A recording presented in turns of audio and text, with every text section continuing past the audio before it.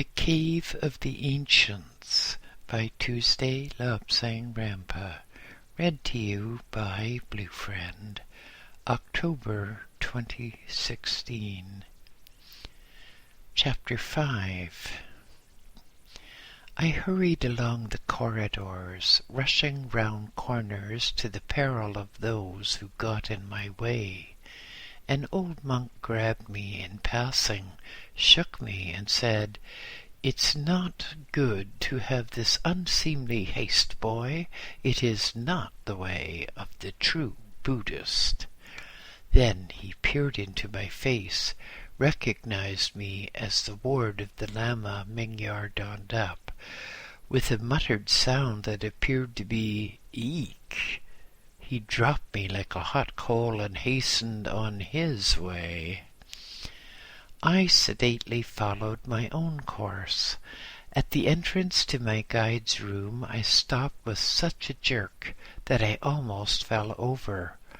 With him were two very senior abbots. My conscience was giving me a very bad time. What had I done now? Worse, which of my many sins had been discovered? Senior abbots did not wait for small boys, unless it was bad news for the small boys. My legs felt distinctly rubbery, and I ransacked my memory to see if I'd done anything that could cause my expulsion from Shakpuri. One of the abbots looked at me and smiled with the warmth of an old iceberg. The other looked toward me with a face that seemed carved from a piece of the Himalayas. My guide laughed. "You certainly have a guilty conscience, Lobsang. These Reverend Brother Abbots are also telepathic lamas," he added with a chuckle. The grimmer of the two abbots looked hard at me, and in a voice reminiscent of falling rocks said, "Tuesday Lobsang Rampa, the inmost one has caused investigation to be made, whereby it has been determined that you be recognized as the present incarnation of—" My head was awhirl. I could hardly follow what he was saying, and barely caught his concluding remarks. "And the style, rank, and the title of Lord Abbot be conferred upon you by virtue of this at the ceremony, the time and place of which shall be determined at a later occasion." The two abbots bowed solemnly to the Lama Mingyar Dondap, and then bowed as solemnly to me. Picking up a book, they filed out, and gradually the sound of their footfalls became no more. I stood as one dazed, gazing down the corridor after them. A hearty laugh and the clasp of a hand on my shoulder brought me back to the present. "Now you know what all the running about was for. The tests have merely confirmed what we knew all the time. It calls for a special celebration between you and me. Then I have some interesting news for you." He led me into another room, and there was spread a real Indian meal. Without any need to be encouraged, I set to it. Later, when I could eat no more, when even the sight of the remaining food made me feel queasy, my guide rose and led the way back into the other room. "The inmost one has given me permission to tell you about the Cave of the Ancients," he said, immediately adding, "Rather, the inmost one has suggested that I tell you about it." He gave me a sideways glance, then almost in a whisper remarked, We're sending an expedition there within a few days." I felt the excitement surge through me and had the impossible impression that perhaps I was going home to a place I had known before. My guide was watching me very closely indeed. As I looked up under the intensity of his gaze, he nodded his head. "Like you, Lobsang, I had special training, special opportunities. My own teacher was a man who long ago passed from this life, whose empty shell is even now in the Hall of Golden Images. With him I traveled extensively throughout the world. You, Lobsang, will have to travel alone. Now sit still, and I'll tell you of the finding of the Cave of the Ancients." I wet my lips. This was what I had wanted to hear for some time. In a lamasery, as in every community, rumors were often spread in confidential corners.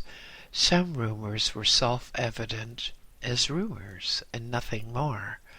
This, though, was different. Somehow I believed what I had heard. "I was a very young Lama, Lobsang," commenced my guide. "With my teacher and 3 young Lamas, we were exploring some of the remoter mountain ranges.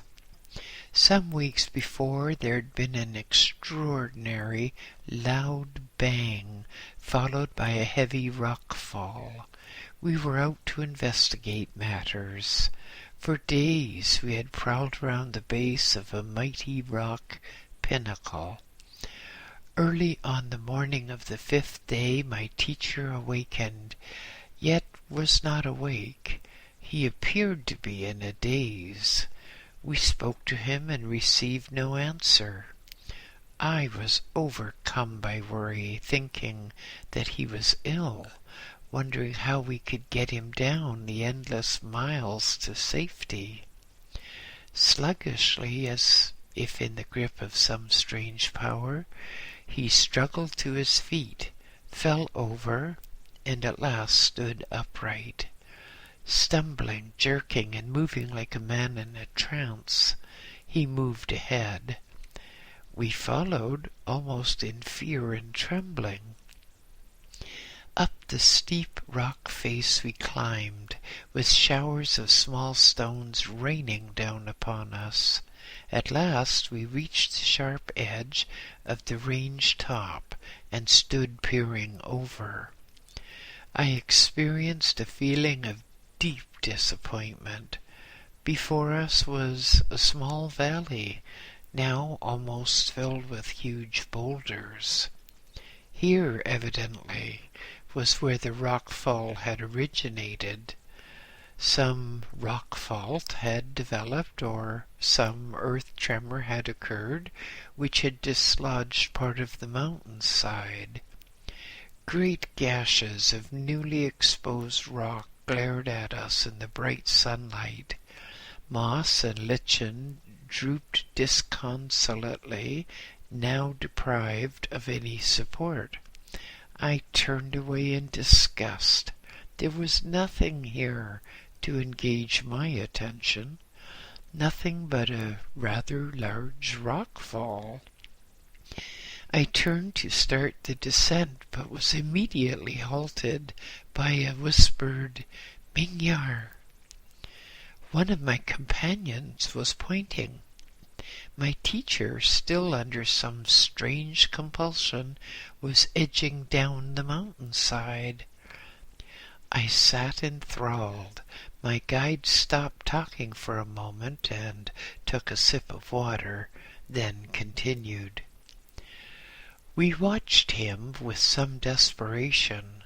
Slowly he climbed down the side towards the rock-strewn floor of the little valley.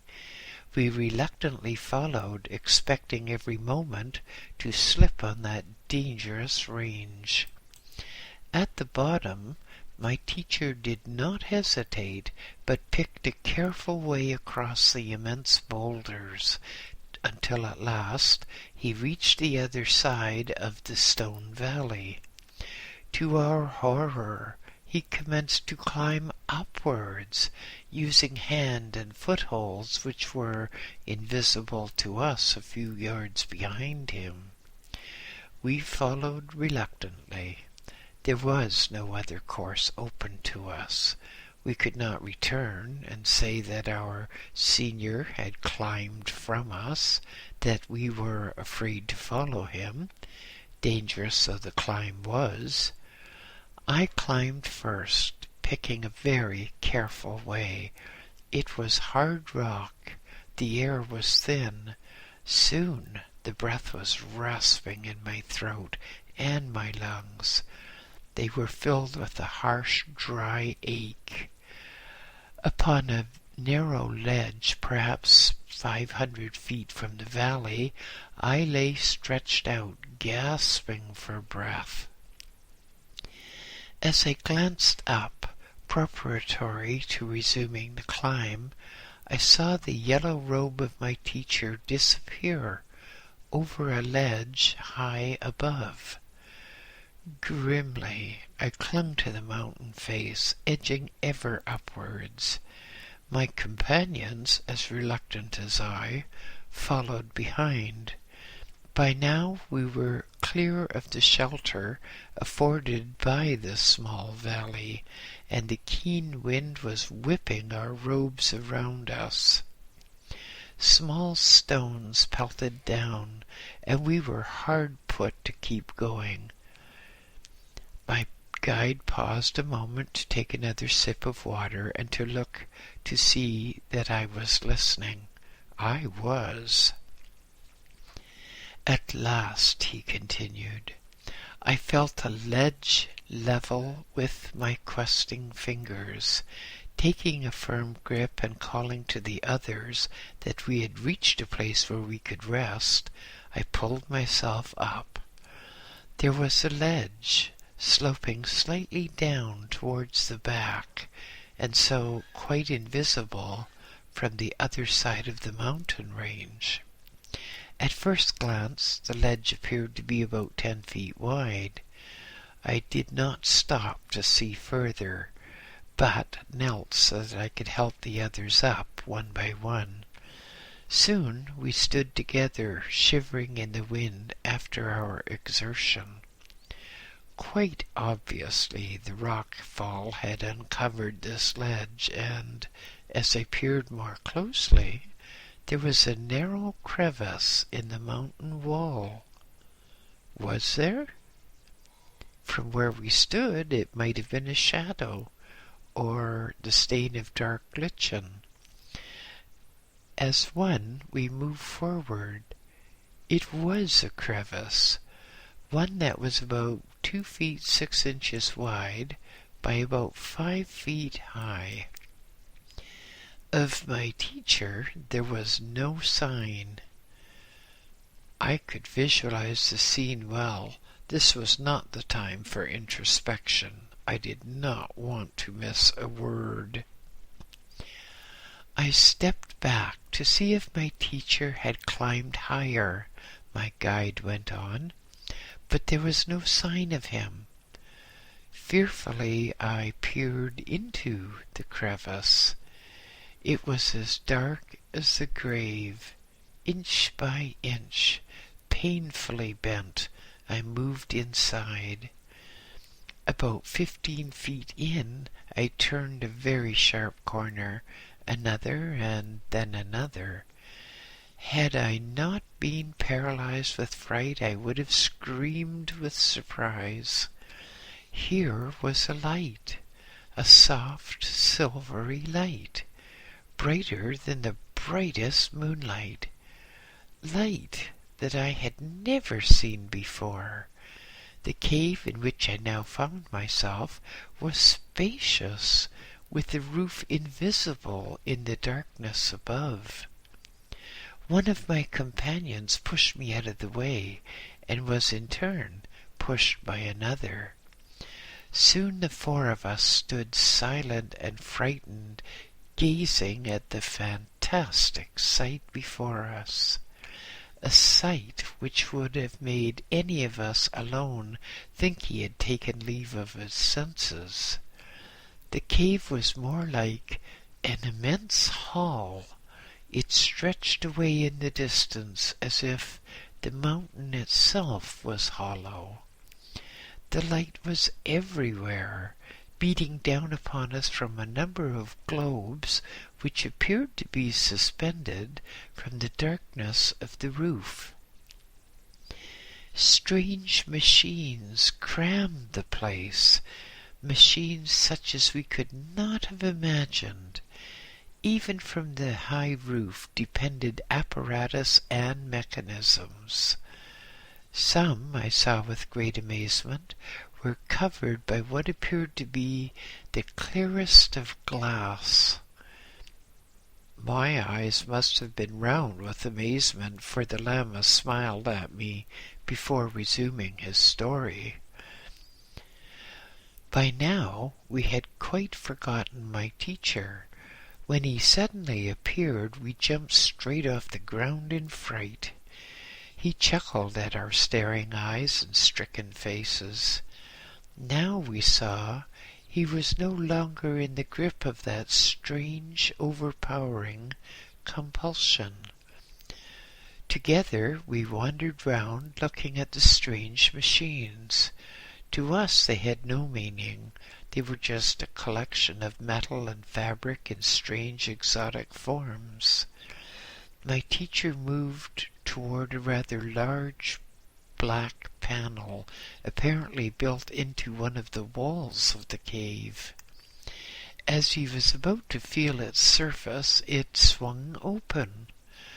By now we were almost at the point of believing that the whole place was bewitched, or that we had fallen prey to some hallucinating force. My teacher jumped back in some alarm. The black panel swung shut. Greatly daring, one of my companions stretched out his hand, and the panel swung open again. A force which we could not resist propelled us forward. Uselessly fighting against every step, we were somehow made to enter through the paneled doorway. Inside it was dark as the darkness of a hermit's cell. Still under the irresistible compulsion, we moved in many feet and then sat on the floor. For minutes we sat shivering with fright. As nothing happened, we regained some calmness, and then we heard a series of clicks, as if metal were tapping and scraping on metal. Involuntarily I shivered. I had the thought that I would probably have died of fright. My guide continued. Slowly, almost imperceptibly, a misty glow formed in the darkness before us. At first it was just a suspicion of blue-pink light, almost as if a ghost were materializing before our gaze.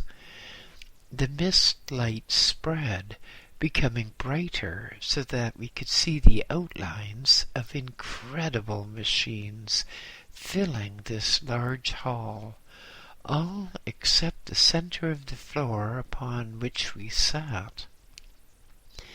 The light drew in upon itself, swirling, fading, and becoming brighter, and then it formed and remained in spherical shape.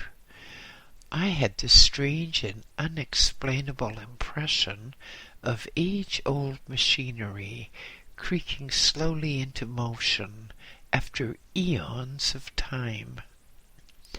The five of us huddled together on the floor, literally spellbound.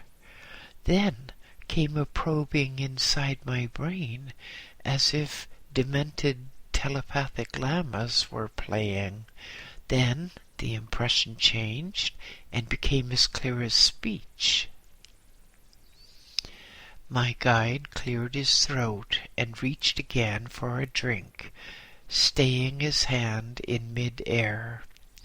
"Let us have tea, Lobsang," he said, as he rang his silver bell. The monk attendant obviously knew what was wanted, for he came in with tea and cakes. Within the sphere of light we saw pictures, the Lama Mingyar Dandap continued. Hazy at first, they soon cleared and ceased to be pictures. Instead, we actually saw the events. I could contain myself no longer. "But, Honorable Lama, what did you see?" I asked in a fever of impatience. The Lama reached forward and poured himself more tea. It occurred to me then that I had never seen him eat those Indian sweet cakes.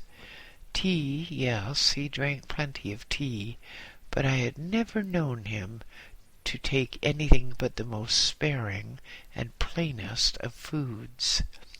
The gongs went for temple service, but the Lama did not stir. When the last of the monks had hurried by, he sighed deeply and said, "Now I will continue." He resumed, "This is what we saw and heard, and you shall see and hear in the not-too-distant future. Thousands and thousands of years ago, there was a high civilization upon this world. Men could fly through the air in machines which defied gravity. Men were able to make machines which would impress thoughts upon the minds of others, thoughts that would appear as pictures.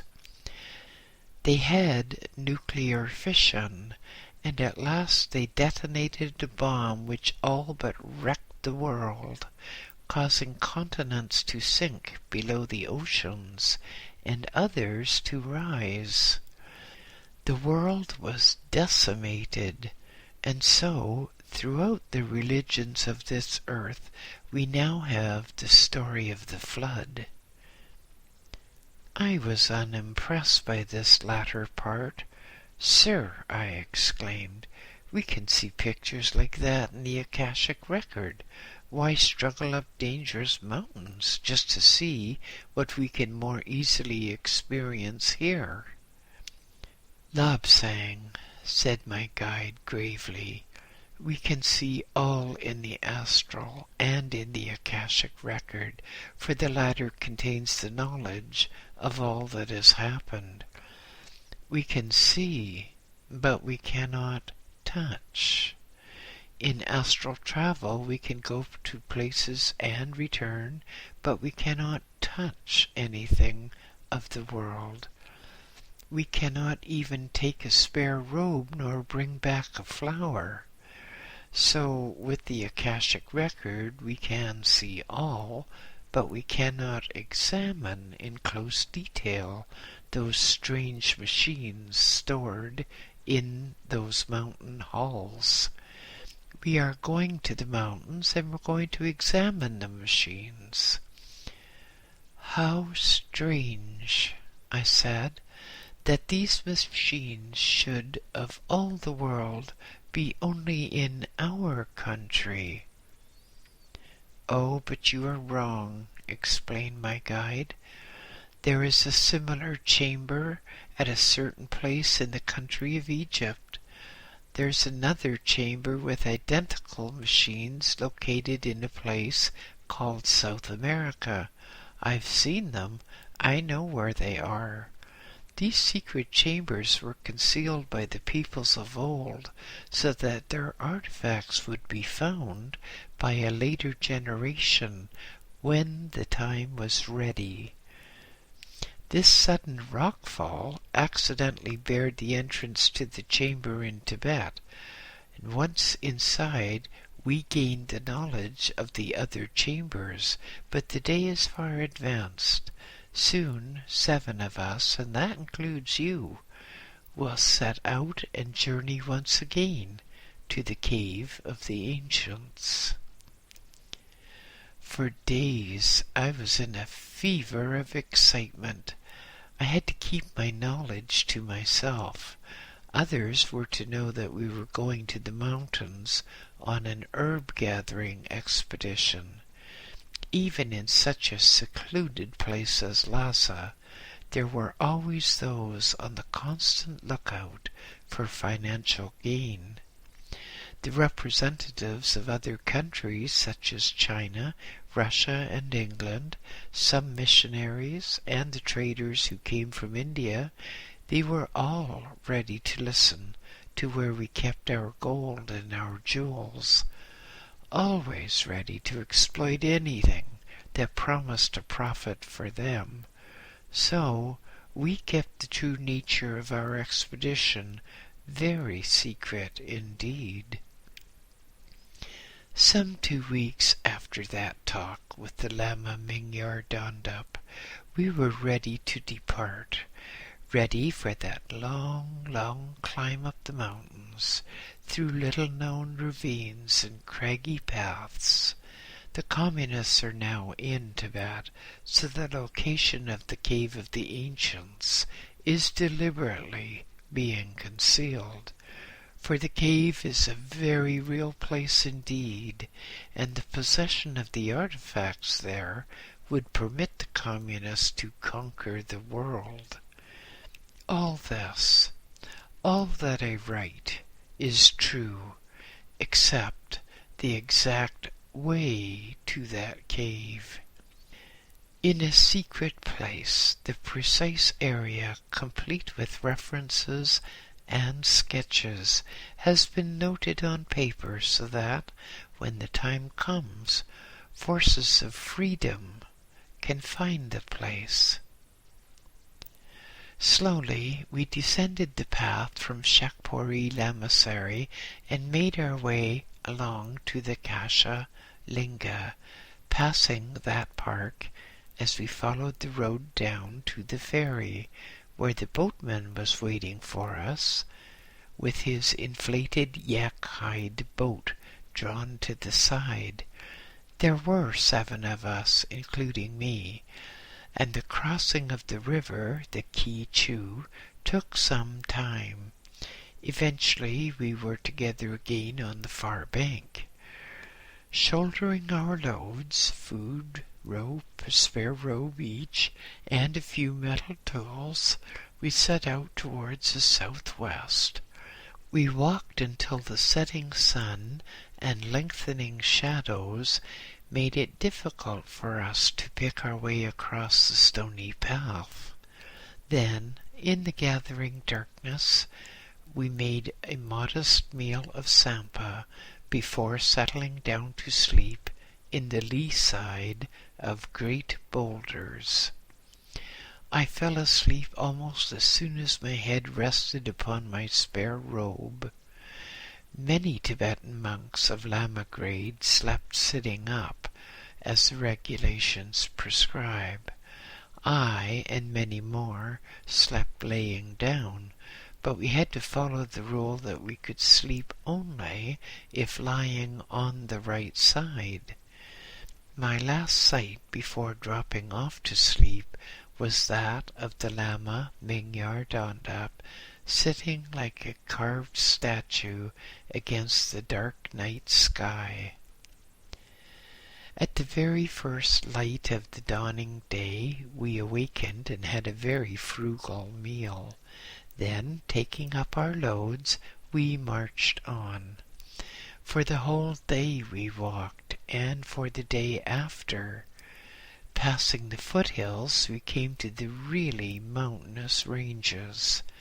Soon we were reduced to roping ourselves together and sending the lightest man, me, across dangerous crevices first, so that the ropes could be secured to rock pinnacles, and thus afford safe passage to the heavier men. So we forged on, climbing up into the mountains. At last, as we stood at the foot of a mighty rock face, almost devoid of hand and footholds, my guide said, "Over this slab, down the other side, across the little valley which we shall find, and we are then at the foot of the cave." We prowled around the base of the slab looking for a handhold. Apparently other rock falls throughout the years had obliterated small ledges and clefts. After wasting almost a day, we found a chimney of rock, up which we climbed, using hands and feet and wedging our backs against the other side of the chimney. Gasping and puffing in the rarefied air, we climbed to the top and looked over. At last before us was the valley. Staring intently at the far wall, we could discern no cave, no fissure in the smooth rock surface. The valley below us was littered with great boulders, and, far worse, a rushing mountain stream poured along the center. Gingerly we climbed down to the valley and made our way to the banks of that fast-running stream, until we came to a part where great boulders afforded a precarious passage for those with the ability to leap from rock to rock. I, being the smallest, had not the length of leg for the jumps, and so was hauled through the icy torrent at the end of a rope. Another unfortunate, a small, somewhat rotund llama, jumped short, and he was hauled out at the end of a rope, too. On the far bank we wrung out our soaked robes and put them on again. Spray made all of us wet to the skin. Picking our way cautiously over the boulders, we crossed the valley and approached the final barrier, the rock slab. My guide, the Lama Minyardandap, pointed to a fresh rock scar. "Look," he said, "a further rockfall has knocked off the first ledge by which we climbed." We stood well back, trying to get a view of the ascent before us. The first ledge was about 12 feet above the ground, and there was no other way. The tallest and sturdiest Lama stood with his arms outstretched, bracing himself against the rock face. Then the lightest of the Lamas climbed onto his shoulders and similarly braced himself. At last I was lifted up so that I could climb onto the shoulders of the top man. With a rope around my waist, I eased myself onto the ledge.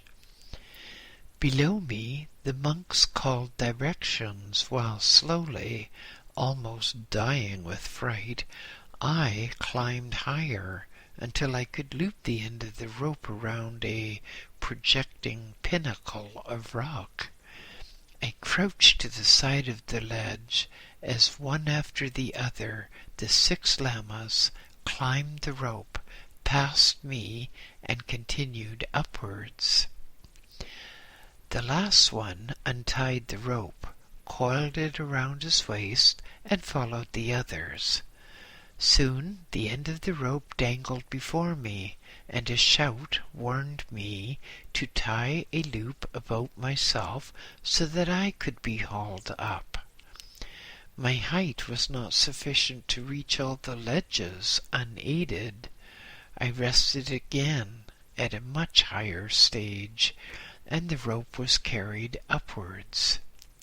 At last I was hauled to the topmost ledge, where the others of the party awaited me. Being kind and considerate men, they had waited for me so that we could all enter the cave together, and I confess that my heart warmed at their thoughtfulness. "Now that we have hauled up the mascot, we can continue," growled one. "Yes," I replied, "but the smallest one had to move first, or you wouldn't be here." They laughed and turned to the well-concealed crevice. I looked in considerable astonishment. At first I could not see the entrance. All I saw was a dark shadow looking much like a dried-up watercourse or the stain of minute lichen. Then, as we crossed the ledge, I saw that there was indeed a crack in the rock face. A big llama grabbed me by the shoulders and pushed me into the rock fissure, saying good-naturedly, "You go first, and then you can chase out any rock devils and protect us." So I, the smallest and least important of the party, was the first to enter the cave of the ancients. I edged inside and crept round the rock corners. Behind me I heard the shuffle and scrape as the bulkier men felt their way in. Suddenly the light burst upon me, for the moment almost paralyzing me with fright. I stood motionless by the rocky wall, gazing at the fantastic scene within. The cave appeared to be about twice as large as the interior of the great cathedral of Lhasa. Unlike that cathedral, which always was enshrouded in the dusk which butter lamps tried vainly to dispel, here was brightness more intense than that of the full moon on a cloudless night. No, it was much brighter than that. The quality of the light must have given me the impression of moonlight. I gazed upwards at the globes which provided the illumination. The llamas crowded in beside me, and, like me, they gazed at the source of the light first. My guide said, "The old records indicate that the illumination here was originally much brighter. These lamps are burning low with the passage of hundreds of centuries." For long moments we stood still, silent, as though afraid of waking those who slept throughout the endless years. Then, moved by a common impulse, walked across the solid stone floor to the first machine standing dormant before us. We crowded round it, half afraid to touch it, yet very curious as to what it could be. It was dulled with age, yet it appeared ready for instant use, if one knew what it was for and how to operate it. Other devices engaged our attention, also without result. These machines were far too advanced for us. I wandered off to where a small square platform about 3 feet wide with guardrails rested on the ground. What appeared to be a long folded metal tube extended from a nearby machine, and the platform was attached to the other end of the tube. Idly I stepped onto the railed square, wondering what it could be. The next instant I almost died of shock. The platform gave a little tremor and rose high into the air. I was so frightened that I clung in desperation to the rails. Below me, the 6 llamas gazed upwards in consternation. The tube had unfolded and was swinging the platform straight to one of the spheres of light. In desperation I looked over the side. Already I was some 30 feet in the air and rising. My fear was that the source of light would burn me to a crisp like a moth in a flame of a butter lamp. There was a click, and the platform stopped. Inches from my face the light glowed. Timidly I stretched out my hand, and the whole sphere was as cold as ice.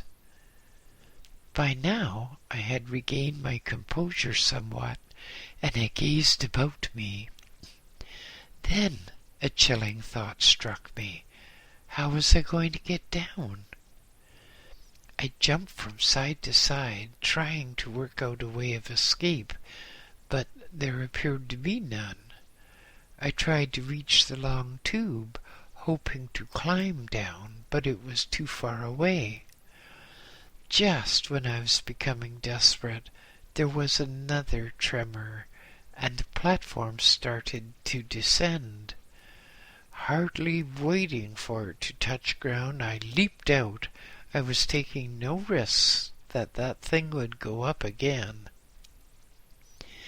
Against a far wall crouched a great statue, one that sent a shiver up my spine. It was of a crouching cat body, but with the head and shoulders of a woman. The eyes appeared to be alive. The face had a half-mocking, half-quizzical expression, which rather frightened me. One of the llamas was on his knees on the floor, gazing intently at some strange marks. "Look," he called, "this picture writing shows men and cats talking. It shows what is obviously the soul leaving a body and wandering in the underworld." He was consumed with scientific zeal, poring over the pictures on the floor. Hieroglyphs, he called them, and expecting everyone else to be similarly enthused. This lama was a highly trained man, one who learned ancient languages without any difficulties at all. The others were poking around the strange machines, trying to decide what they were for. A sudden shout made us wheel round in some alarm. The tall, thin lama was at the far wall, and he seemed to have his face stuck in a dull metal box. He stood there with his head bent and the whole of his face concealed. 2 men rushed to him and dragged him away from the danger. He uttered a roar of wrath and dashed back. Strange, I thought. Even the sedate, learned llamas are going crazy in this place. Then the tall, thin one moved aside, and another took his place. So far as I could gather, they were seeing moving machines in that box. At last my guide took pity on me and lifted me up to what apparently were eyepieces. As I was lifted up and put my hands on a handle, as instructed, I saw inside the box men and the machines which were in this hall. The men were operating the machines. I saw that the platform upon which I had ascended to the light sphere could be controlled and was a type of movable ladder, or rather a device which would dispense with ladders. Most of the machines here, I observed, were actual working models such as, in later years, I was to see in the science museums throughout the world. We moved to the panel which the Lama Mingyar Dondap had told me about previously, and at our approach it opened with a grating creak, so loud in the silence of the place that I think we all jumped with alarm. Inside was the darkness, profound, almost as if we had clouds of blackness swirling about us. Our feet were guided by shallow channels in the floor. We shuffled along, and when the channels ended, we sat.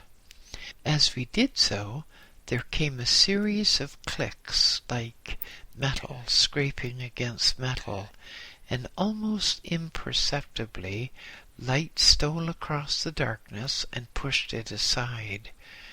We looked about us and saw more machines, strange machines. There were statues here, and pictures carved in metal. Before we had time to more than glance around, the light drew in upon itself and formed a glowing globe in the center of the hall. Colors flickered aimlessly, and bands of light without apparent meaning swirled around the globe. Pictures formed, at first blurred and indistinct, then growing vivid and real and with three-dimensional effect. We watched intently. This was the world of long, long ago, when the world was very young. Mountains stood where now there are seas, and the pleasant seaside resorts are now mountain tops. The weather was warmer, and strange creatures roamed afield. This was a world of scientific progress. Strange machines rolled along, flew inches from the surface of the earth, or flew miles up in the air. Great temples reared their pinnacles skywards as if in challenge to the clouds. Animals and man talked telepathically together, but all was not bliss. Politicians fought against politicians. The world was a divided camp in which each side coveted the lands of the other. Suspicion and fear were the clouds under which the ordinary man lived. Priests of both sides proclaimed that they alone were the favored of the gods. In the pictures before us we saw ranting priests, as now, purveying their own brand of salvation at a price. Priests of each sect taught that it was a holy duty to kill the enemy. Almost in the same breath they preached that mankind throughout the world were brothers. The illogicality of brother killing brother did not occur to them. We saw great wars fought, with most of the casualties being civilians. The armed forces, safe behind their armor, were mostly safe. The aged, the women, the children, those who did not fight, were the ones to suffer. We saw glimpses of scientists working in laboratories, working to produce even deadlier weapons, working to produce bigger and better bombs to drop on the enemy. One sequence of pictures showed a group of thoughtful men planning what they termed a time capsule, what we called the Cave of the Ancients, wherein they could store for later generations working models of their machines and a complete pictorial record of their culture and lack of it. Immense machines excavated the living rock. Hordes of men installed the models on the machines. We saw the cold light spheres hoisted into place, inert radioactive substances giving off light for millions of years. Inert in that it could not harm humans. Active in that the light would continue almost until the end of time itself. We found that we could understand the language. Then the explanation was shown that we were obtaining the speech telepathically. Chambers such as this, or time capsules, were concealed beneath the sands of Egypt, beneath a pyramid in South America, and at a certain spot in Siberia. Each place was marked by the symbol of the times, the Sphinx. We saw the great statues of the Sphinx, which did not originate in Egypt, and we received an explanation of its form. Man and animals talked and worked together in those far-off days. The cat was the most perfect animal for power and intelligence. Man himself is an animal, so the ancients made a figure of a large cat body to indicate power and endurance, and upon the body they put the breasts and head of a woman. The head was to indicate human intelligence and reason, while the breasts indicated that man and animal could draw spiritual and mental nourishment, each from the other.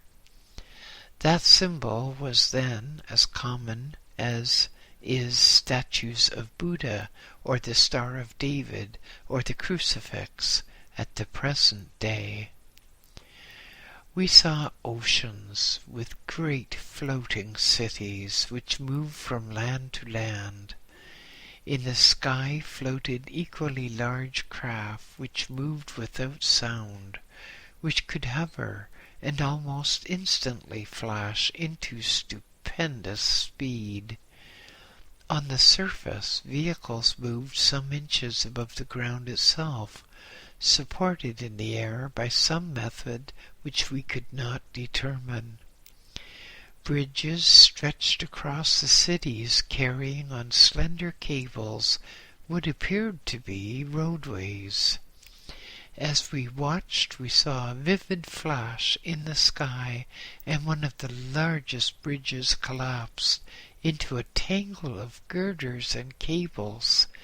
Another flash, and most of the city itself vanished into incandescent gas. Above the ruins towered a strangely evil-looking red cloud, roughly in the shape of a mushroom, miles high. Our pictures faded, and we saw again the group of men who had planned the time capsules. They had decided that now was the time to seal them. We saw the ceremonies. We saw the stored memories being fitted into the machine. We heard the speech of farewell which told us, the people of the future, if there be any, that mankind was about to destroy itself, or such seemed probable, and within these vaults are stored such records of our achievements and follies as may benefit those of a future race who have the intelligence to discover it, and having discovered it, be able to understand it. The telepathic voice faded out. The picture screen turned black. We sat in silence, stupefied by what we'd seen. Later, as we sat, the light grew again, and we saw that it was actually coming from the walls of that room. We rose and looked about us. This hall was also littered with machines, and there were many models of cities and bridges, all formed in some kind of stone or of some type of metal, the nature of which we were unable to determine. Certain of the exhibits were protected by some quite transparent material which baffled us. It wasn't glass. We just did not know what the stuff was. All we knew was that it effectively prevented us from touching some of the models. Suddenly we all jumped. A baleful red eye was watching us, winking at us. I was prepared to run for it, when my guide, the Lama Mingyar Dandap, strode over to the machine with the red eye. He looked down at it and touched the handles. The red eye vanished. Instead, on a small screen, we saw a picture of another room leading from the main hall. Into our brains came a message: as you leave, go to the room where you will find materials with which to seal any opening through which you entered. If you have not reached the stage of evolution where you can work our machines, seal this place and leave it intact for those who will come later. Silently we filed out into the third room, the door of which opened at our approach. It contained many carefully sealed canisters and a picture thought machine, which described for us how we might open the canisters and seal the cave entrance. We sat upon the floor and discussed that which we had seen and experienced. "Wonderful, wonderful," said a Lama. "Don't see anything wonderful in it," said I, brashly. We could have seen all that by looking at the Akashic record. Why should we not look at those time-stream pictures and see what happened after this place was sealed up? The others turned inquiringly to the senior of the party, the Lama Mingyar Dandap. He nodded slightly and remarked, "Sometimes our Lobsang shows glimmerings of intelligence. Let us compose ourselves and see what happened, for I'm as curious as you." We sat in a rough circle, each facing in, and with our fingers interlocked in the appropriate pattern. My guide started the necessary breathing rhythm, and we all followed his lead. Slowly, we lost our earth identities and became as one, floating in the sea of time. All that has ever happened can be seen by those who have the ability to consciously go into the astral and return conscious with the knowledge gained. Any scene in history, from an age no matter how remote, can be seen as if one were actually there. I remembered the first time I had experienced the Akashic record. My guide had been telling me about such things, and I had replied, "Yes, but what is it? How does it work? How can one get in touch with things that have passed, that are finished and gone?" "Lobsang," he had replied, "you will agree that you have a memory. You can remember what happened yesterday and the day before and the day before that. With a little training, you can remember everything that has happened in your life. You can, with training, remember even the process of being born. You can have what we term total recall, and that will take your memory back to before you were born. The Akashic record is merely the memory of the whole world. Everything that has ever happened on this earth can be recalled in just the same way as you can remember past events in your life. There's no magic involved, but we will deal with that and hypnotism, a closely related subject, at a later date. With our training, It was easy indeed to select the point at which the machine had faded out its pictures. We saw the procession of men and women, notables of that time, no doubt, file out of the cave. Machines with vast arms slid what appeared to be half a mountain over the entrance. The cracks and crevices where surfaces met were carefully sealed, and the group of people and workmen went away.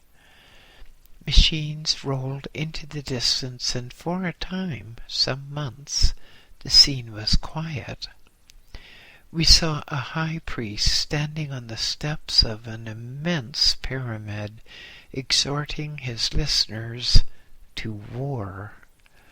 The pictures impressed upon the scrolls of time rolled on, changed, and we saw the opposing camp, saw the leaders ranting and raving. Time moved on. We saw streaks of white vapor in the blue of the skies, and then those skies turned red. The whole world trembled and shook. We, watching, experienced vertigo. The darkness of the night fell over the world. Black clouds, shot with vivid flames, rolled around the whole globe. Cities flamed briefly and were gone. Across the land surged the raging seas, sweeping all before it, a giant wave, taller than the tallest building had been, roared across the land, its crest bearing aloft the flotsam of a dying civilization. The earth shook and thundered in agony. Great chasms appeared and closed again, like the gaping maws of a giant. The mountains waved like willow twigs in a storm, waved and sank beneath the seas. Land masses rose from the waters and became mountains. The whole surface of the world was in a state of change. A few scattered survivors out of millions fled shrieking to the newly risen mountains. Others, afloat in ships that somehow survived the upheaval, reached the high ground and fled into any hiding place they could find. The earth itself stood still, stopped its direction of rotation, and then turned in the opposite direction. Forests flashed from trees to scattered ash in the twinkling of an eye. The surface of the earth was desolate, ruined, charred to a black crisp. Deep in holes or in the lava tunnels of extinct volcanoes, a scattered handful of Earth's population, driven insane by the catastrophe, cowered and gibbered in their terror. From the black skies fell a whitish substance, sweet to the taste, sustaining of life. In the course of centuries the earth changed again. The seas were now land, and the lands that had been were now seas. A low-lying plain had its rocky walls cracked and sundered, and the waters rushed in to form the sea now known as the Mediterranean. Another sea nearby sank through a gap in the seabed, and as the waters left and the bed dried, the Sahara Desert was formed. Over the face of the earth wandered wild tribes who, by light of their campfires, told of the old legends, told of the flood of Lemuria and Atlantis. They told, too, of the day that the sun stood still. The cave of ancients lay buried in the silt of a half-drowned world. Safe from intruders, it rested far beneath the surface of the land. In course of time, fast-running streams would wash away the silt, the debris, and allow the rocks to stand forth in the sunlight once more. At last, heated by the sun and cooled by a sudden icy shower, the rock face would split with thunderous noise, and we would be able to enter. We shook ourselves, stretched our cramped limbs, and rose wearily to our feet. The experience had been a shattering one. Now we had to eat, to sleep, and on the morrow we would look about us again, so that we might perhaps wall up the entrance as directed.